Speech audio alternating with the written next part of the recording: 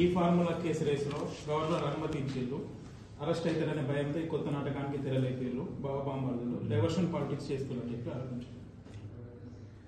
లక్ష్మణ్ గారు అంటే నాకు అపారమైన గౌరవం, చాలా కష్టపడి పెద్ద నాయకుడు ఆయన. లక్ష్మణ్ గారు కూడా ఇవాళ నేను ఆయన మీద ఒక ప్రభుత్వం మీదనో ఒక నాయకుని మీదనో కేవలం ఏదో అపోజిషన్ పార్టీలో అని చెప్పి ఒక నిందేయడం కాదు. లక్ష్మణ్ అన్న కూడా ఇది ఏందో అని చెప్పేసి ఆయన కూర్చోబెట్టి అర్థమయ్యేటట్టు చెప్పమంటే చెప్తాను నేను. సో దయచేసి లక్ష్మణ్ అన్న టాపిక్ డిబేట్ కాకుండా చూసుకో. నువ్వు కూడా చాలా కష్టపడి పెద్ద మంత్రిమైనవు, నీ మీద నాకు అపారమైన గౌరవం. ఇది రాష్ట్ర సంపాదన, ఇది మన భవిష్యత్ తల సంపాదన, నా కొడుకు సంపాదన, నీ కొడుకు కూడా ఆస్తి. 10,000 ఎకరాలు ఔటర్ రింగ్ రోడ్ లోపల సిటీ మధ్యలో. దయచేసి అర్థం చేసుకోవాలని చెప్పి లక్ష్మణ్ కోరుతున్నాను.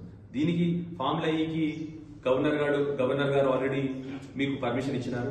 గోహెడ్ ఏం చేస్తారో దాని గురించి మీరు గోహెడ్. మేము ఏం ఆపట్లేదు కదా ఫామ్ల. మీకు గవర్నర్ గారు కూడా పర్మిషన్ ఇచ్చినారు, ఇంకేం కావాలి మీకు?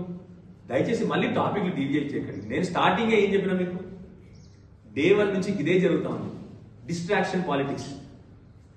ఈ జియో ఇస్తారు, ఆ ఫామ్లో అని చెప్పి దానికి దీనికి ఆటగడతారు. నేను ఏం చెప్తాను మీకు మొదటి నుంచి, రోజు పొద్దున్న లేస్తే ప్రజల్ని డిస్ట్రాక్ట్ చేయాలి, కింద భూములు అమ్ముకోవాలి.